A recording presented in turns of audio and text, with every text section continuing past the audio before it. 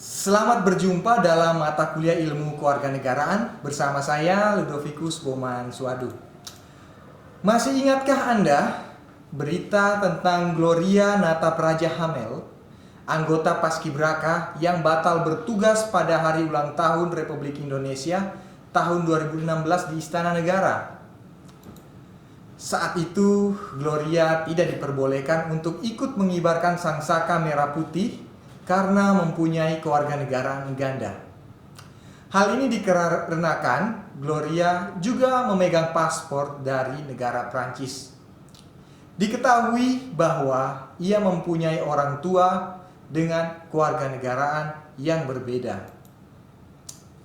Kisah Gloria ini merupakan salah satu contoh dari sekian banyak kejadian lainnya yang berkaitan dengan masalah kewarganegaraan.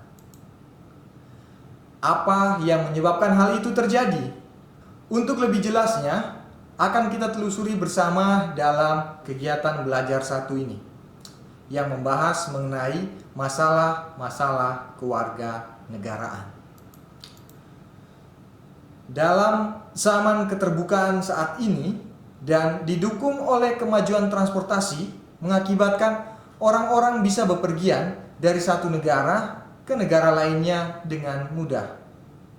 Selain itu, bekerja di luar negeri sudah bukan lagi hal yang asing bagi kalangan masyarakat dunia. Bahkan, orang dapat menikah dengan warga negara lainnya ataupun melahirkan anaknya di negara lainnya. Ada yang kebetulan lagi bekerja ke luar negeri. Ada pula yang memang merencanakan kelahiran anaknya di luar negeri karena alasan ketersediaan alat medis untuk membantu kelahiran anak-anaknya. Dari beberapa contoh ini, bila ditinjau dari asas kewarganegaraan, akan memunculkan berbagai masalah kewarganegaraan. Masalah kewarganegaraan ini terjadi akibat diberlakukannya asas-asas kewarganegaraan. Dalam asas kewarganegaraan yang telah Anda pelajari pada kegiatan sebelumnya, telah disampaikan bahwa kewarganegaraan berlandaskan kelahiran dibagi menjadi dua, yaitu ius soli dan juga ius sanguinis. Kedua asas inilah yang kemudian mengakibatkan banyak terjadi permasalahan kewarganegaraan. Permasalahan yang terjadi seperti memiliki lebih dari satu kewarganegaraan, memiliki lebih dari dua kewarganegaraan, dan ada juga yang tidak mempunyai kewarganegaraan. Kejadian ini kemudian dikenal dengan istilah apatride, bipatride, dan multipatride. Untuk memahami lebih dalam, mari kita lanjutkan membahas satu persatu masalah kewarganegaraan tersebut. Yang pertama, apatride. Apatride berasal dari bahasa Latin a yang artinya tidak dan patride yang artinya kewarganegaraan. Jadi, menurut istilah, apatride adalah orang-orang yang tidak memiliki kewarganegaraan. Apatride adalah keadaan tanpa kewarganegaraan yang muncul jika, menurut aturan kewarganegaraan, seseorang tidak diakui sebagai warga negara dari suatu negara.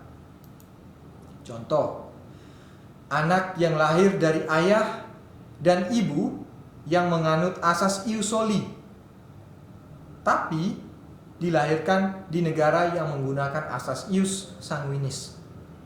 Kondisi seperti ini mengakibatkan anak tersebut tidak diakui di negara ayah dan ibunya karena tempat kelahirannya bukan di negara ayah dan ibunya. Kondisi seperti ini mengakibatkan anak tersebut tidak diakui di negara ayah dan ibunya karena tempat kelahirannya bukan di negara ayah dan ibunya. Sedangkan negara tempat ia dilahirkan tidak mengakuinya sebagai warga negara karena ayah dan ibunya bukan berasal dari negara tersebut. Yang kedua ada bipatride. Bipatride adalah orang yang mempunyai kewarganegaraan rangkap sebagai akibat perbedaan asas kewarganegaraan yang dianut oleh negara yang berbeda. Bipatride atau dalam bahasa Indonesia dikenal dengan dwi kewarganegaraan merupakan status kewarganegaraan yang sah secara hukum di dua negara. Ini sering terjadi jika anak tersebut mempunyai orang tua dari dua negara yang berbeda. Contoh lain, anak yang dilahirkan di negara yang menganut asas ius soli dari ayah dan ibu dari negara yang sama dan menganut asas ius sanguinis.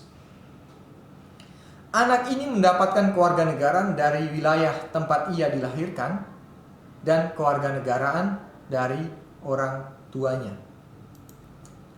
Yang ketiga, multipatride.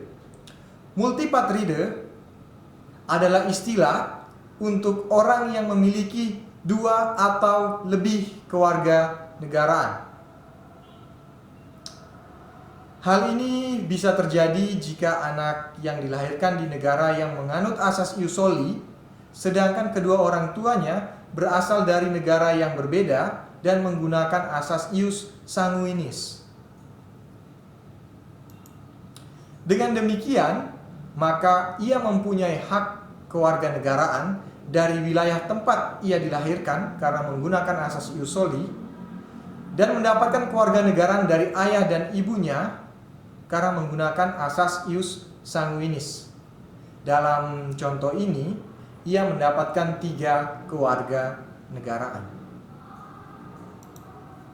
Nah, melalui video pembelajaran ini, kita mengetahui masalah-masalah kewarganegaraan yang muncul akibat diberlakukannya asas kewarganegaraan. Sekian untuk video pembelajaran kali ini. Sampai ketemu lagi dalam video pembelajaran selanjutnya.